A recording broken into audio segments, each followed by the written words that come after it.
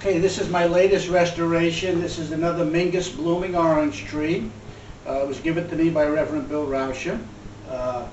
We completely restored the whole tree. We restored the base, restored all the mechanism on the inside, installed all the foliage in it, and of course the oranges.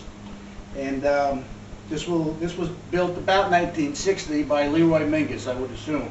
But here we go. We're going to show you the latest Mingus orange tree.